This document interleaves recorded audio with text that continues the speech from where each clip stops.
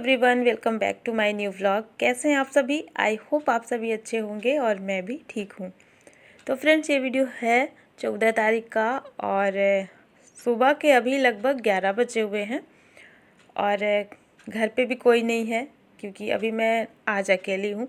बच्चे स्कूल चले गए हैं और मेरी सासू माँ और हस्बैंड कल रात में ही गाँव निकल गए हैं। तो पिछले वीडियो में दिखाया था मैंने आप सभी को, तो अचानक से उनको जाना पड़ा। और वैसे तो अभी मम्मी जी की तैयारी नहीं थी जाने की गांव, कुछ टाइम अभी वो रुकती यहाँ पर। ठंड भी काफ़ी ज़्यादा पड़ने लगी है तो इस वजह से अभी वो कुछ दिन यहाँ पे रुकती, उसके बाद फिर शायद जाने की तैयारी होती। लेकिन खबर ही कुछ ऐसी आई अचानक से कि उनको कल रात में ही जाना पड़ा गाँव। और जाना भी ज़रूरी था, ऐसे में जाना ही चाहिए। अगर कोई दुखद खबर आती है, ऐसी कोई दुर्घटना हो जाती है तो जाना भी चाहिए। तो वही सासू माँ और हस्बैंड कल रात में ही चले गए हैं और बच्चे सुबह स्कूल चले गए और बची हूँ मैं अब अकेले यहाँ पर। तो वही ना, मुझे अच्छा नहीं लग रहा था, अभी किसी भी काम में मन नहीं लग रहा था। सुबह तो बच्चों के स्कूल भेजने के बाद फिर जैसे तैसे जो भी थोड़े बहुत मेरे काम थे वो मैंने किए। और काम अगर रहता भी है ना तो भी मन नहीं लगता किसी काम में, अगर घर पे कोई नहीं है तो। और वही अगर सब लोग रहते हैं, भले ही हमारे पास बिल्कुल टाइम ना हो, बहुत सारे काम रहते हैं, फिर भी वो हो जाता है अपने टाइम पे। लेकिन जब घर पे कोई नहीं रहता ना तो बिल्कुल भी मन नहीं करता। वही हाल मेरा भी था कि अकेले कुछ समझ ही नहीं आ रहा था मैं क्या करूं। जबकि देखा जाए तो अगर घर पे अगर आप देखेंगे ना तो बहुत सारे काम रहते हैं, वैसे भी छोटे मोटे, पूरे टाइम हर वक्त, मतलब दिन भर कुछ ना कुछ रहता है। तो यहाँ पे मैंने देखा ना कि मलाई रखी हुई थी और मलाई से मुझे मक्खन निकालना था। और ये जो मलाई है ना, ये काफ़ी दिन की हो गई है। जब मैं शादी से आई थी ना उसके बाद से मैंने इसको रखना स्टार्ट किया था, तो ये काफ़ी ज़्यादा हो गया है। तो बस इसी को मुझे वो करना है, मथना है और इससे जो मक्खन निकालना है उसको, ये सारा कुछ मुझे अभी करना है। तो अभी मैंने पहले तो दाल चढ़ा दी है क्योंकि दाल बन जाएगी तो फिर उसके बाद फिर मैं चावल बनाऊंगी। और वैसे भी बच्चों की जो छुट्टी है ना बहुत ज़्यादा लेट से हो रही है और ठंड में जैसे टाइम चेंज हो गया ना स्कूल का, तो इस वजह से उनकी छुट्टी भी बहुत देर से हो रही है। तो अभी तो फ़िलहाल बच्चे आएंगे नहीं, बहुत ज़्यादा टाइम है। तो बस यहाँ पर सबसे पहले मैं मक्खन ले रही हूँ। और ये जो मलाई है ना, ये मैं इसको रात में ही बाहर रख दी थी क्योंकि अभी मौसम बहुत ज़्यादा ठंडा है, तो इस वजह से ये आसानी से निकल आता है। तो इसको मैं फ्रिज में नहीं रखी थी, मतलब फ्रिज में ही रखा था, लेकिन ये था कि कल मुझे इसे मक्खन निकालना है तो फिर मैं इसको रात में ही बाहर कर दी थी। ये एकदम से नॉर्मल था और अभी ठंड काफ़ी ज़्यादा पड़ने लगी है। तो देखिए यहाँ पर ये भी मेरा काम जो है हो चुका है, मक्खन निकाल लिया है मैंने।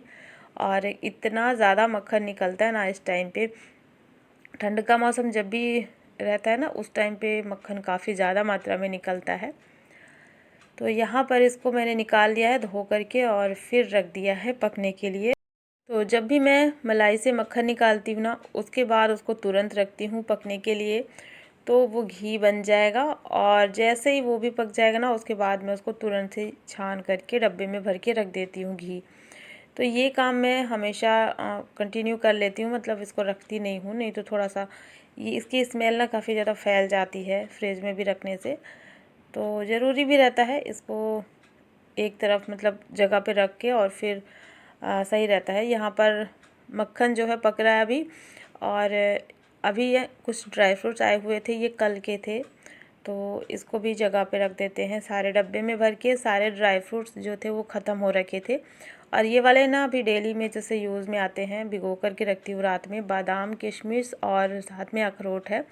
और अखरोट की जो गिरी आती है ना तो वो मैं मंगाती हूँ, जो कि एयर टाइट पैकेट में आता है और ये बहुत अच्छा रहता है। तो मैं यही वाला मंगाती हूँ और इसमें से थोड़ा सा बच गया है, उसको मैं रख दूँगी अलग, बादाम और अखरोट को। और जो किशमिश का पैकेट है वो छोटा ही रहता है, ज़्यादा मैं बड़ा नहीं मंगाती हूँ क्योंकि ड्राई फ्रूट्स अगर वैसे तो डेली यूज़ में आ जाता है, लेकिन अगर ज़्यादा मात्रा में मंगा लो तो इसमें कीड़े बहुत जल्दी लगते हैं। तो इस वजह से मैं छोटा पैकेट ही मंगाती हूँ और इसी डब्बे में भर लेती हूँ।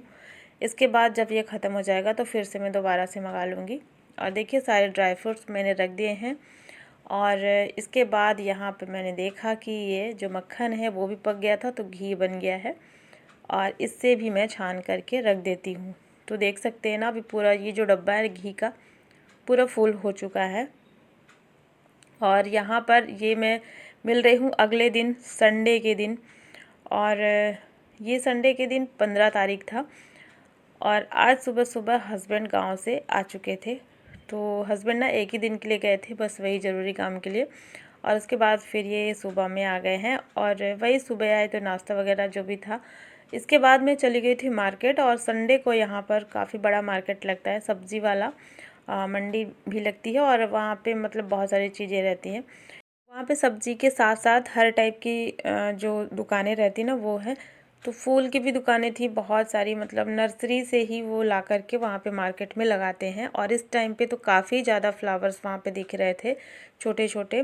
तो मुझे ना अच्छा लगा ये वाला, तो मैं भी ले आई हूँ। और मुझे नाम तो इसका नहीं पता कि इसका क्या नाम है। एक तो है गेंदी इसको बोलते हैं, जो रेड कलर की है, और येलो वाले का नाम मुझे पता नहीं है। मुझे बहुत अच्छा लगा ये इसका कलर, तो इसलिए मैं ले आई हूँ। और मेरे पास पहले की ही मिट्टी रखी हुई है, जिसमें कि गोबर वाला खाद मिक्स करके, और वो बचा हुआ है। तो फिर मैं 2 पॉट भी लेकर के आई हूँ, और ये 10 इंच का है। तो इससे मुझे छोटा ही लेना था, लेकिन वहाँ पर था नहीं, छोटा वाला ख़त्म हो रखा था, तो इसलिए मैं ये वाला फिर ले आई हूँ। और ये जो पॉट है ना दोनों, तो दोनों मुझे 60 रुपीज़ के मिले हैं।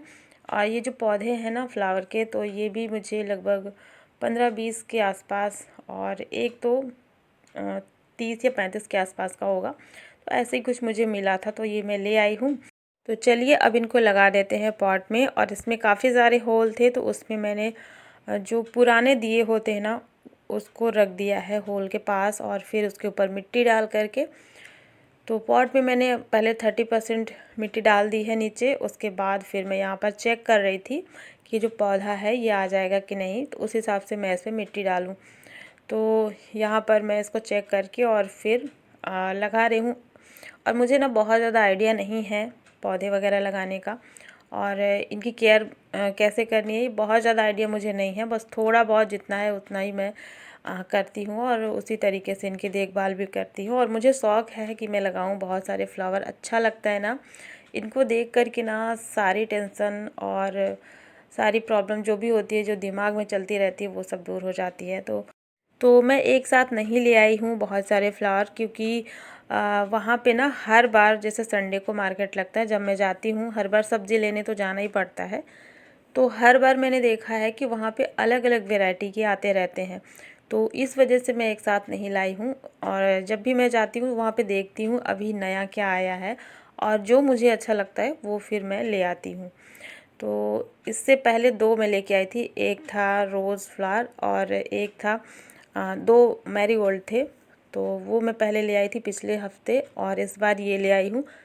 नेक्स्ट टाइम जाऊँगी तो हो सकता है मैं कोई और लेकर के आऊँ। और वैसे भी अभी मिट्टी बची हुई है, तो मैं सोच रही हूँ 1-2 और ले आऊँ, ऐसे ही छोटे वाले पॉट में लगा देती हूँ, देखने में अच्छा लगेगा। और धूप भी काफ़ी अच्छी है, और ठंड भी बहुत तेज़ है। तो चलिए मैंने इनको लगा दिया है, और लगाने के बाद मैं इस पर डाल दे रही हूँ पानी, और इनको धूप में अभी मैं रख रही हूँ ताकि अच्छी वाली धूप लगे, और साथ ही मैंने पानी डाल दिया है। और चलिए अब मैं दिखाती हूँ अपना प्यारा सा गार्डन। बहुत बड़ा तो नहीं है, छोटा सा ही है, लेकिन बहुत ही प्यारा लग रहा है। ये फूलों के आने से ना यहाँ की खूबसूरती बढ़ गई है, और इन्हीं की वजह से ये सुंदर भी लग रहा है। तो देखिए यहाँ पर मैंने सबको रख दिया है बालकनी में, और मैंने ना ये सारे ऊपर में रखे हुए हैं, क्योंकि ये जो बालकनी की दीवार है ना वो काफ़ी ज़्यादा चौड़ी है। इसमें बड़े वाले जो गमले होते हैं ना, बड़े साइज़ के सीमेंट वाले, तो ये वाले गमले भी आराम से यहाँ पे रखा जाते हैं। तो फिर मैंने क्या किया, मैंने सभी को ऊपर में ही रख दिया, क्योंकि ऊपर में धूप भी अच्छी खासी आती है। तो ये यहाँ पे देख सकते हैं सारे फ्लावर एक तरफ रखे हुए हैं मैंने। और अभी धूप जो है थोड़ा सा कम हो गई है, इस वजह से यहाँ पे अंधेरा लग रहा है, और धूप भी बहुत जल्दी कम हो जाती है। यहाँ पे लगभग 4 बजे ना धूप एकदम से गायब हो जाता है।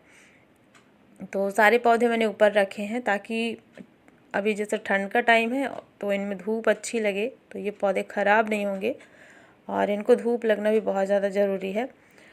और बहुत ज़्यादा जानकारी मुझे नहीं है, लेकिन थोड़ा बहुत जो भी है रहता है वो मैं केयर करती हूँ। और जो नहीं भी है ना, तो मैं यूट्यूब से वीडियो देख करके और फिर उन चीज़ों को सीखती रहती हूँ।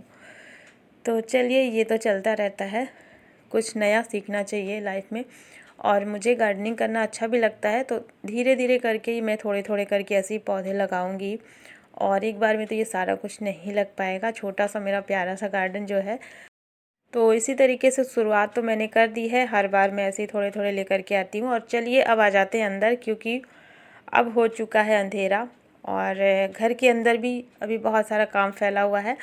और यहाँ पर जो मैं सब्जियाँ ले आई थी ना, उसको मुझे रखना है, और ये काम भी करने में बहुत ज़्यादा टाइम लगता है, क्योंकि सब्जियाँ बहुत सारी आई हैं। और जैसे अभी विंटर का सीज़न है, तो विंटर में सब्जियां बहुत ज़्यादा आती हैं, ज़्यादा वैरायटी में रहती हैं, कुछ पत्ते वाली, कुछ वैसी सब्जियां।